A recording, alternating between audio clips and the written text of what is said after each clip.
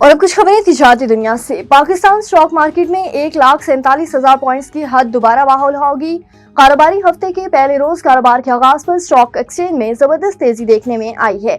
500 से ज्यादा पॉइंट्स के इजाफे के साथ पाकिस्तान स्टॉक मार्केट में 100 इंडेक्स 1,47,075 पॉइंट्स की सतह पर पहुंच गया। वाज़ेह रही कि गुज़श्ता कारोबारी हफ्ते के आखिरी रोज स्टॉक एक्सचेंज में 100 इंडेक्स 37 पॉइंट्स की कमी के साथ 1,40,049 पॉइंट पर बंद हुआ था। वज़ीर-ए-आज़म मोहम्मद शहबाज शरीफ ने कहा है कि हुकूमत कैश लेस और डिजिटल मईशत के लिए तरजीही बुनियादों पर काम कर रही है।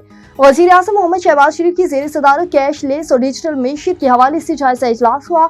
वज़ीर-ए-आज़म ने कैश लेस मईशत की जानिब उठाए गए इक़दाम और पेशरफ पर इत्मीनान का इजहार किया।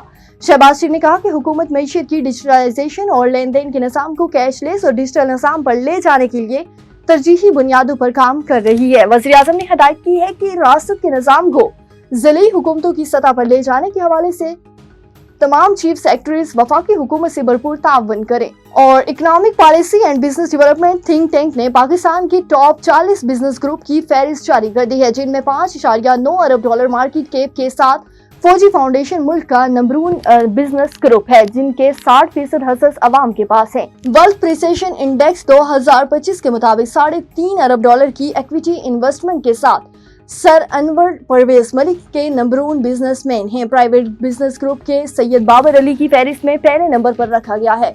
इस फहरिस्त के मुताबिक 20 पब्लिक लिस्टेड ग्रुप और कॉरपोरेशन में पहले नंबर पर फौजी फाउंडेशन है, जिसकी मार्केट कैपिटलाइजेशन $5.9 अरब है। दूसरे नंबर पर सर अनवर परवेज का बेस्ट ग्रुप, जिसकी मार्केट कैपिटलाइजेशन $4.513 अरब है। मोहम्मद अली टबा ग्रुप तीसरे नंबर पर, जिसकी मार्केट कैपिटलाइजेशन $2.591 अरब है। चौथे नंबर पर मियां मोहम्मद मंशा है, जिनकी मार्केट कैपिटलाइजेशन $2.399 अरब है। पांचवें नंबर पर हुसैन दाऊद है, जिनकी मार्केट कैपिटलाइजेशन $12.390 अरब है।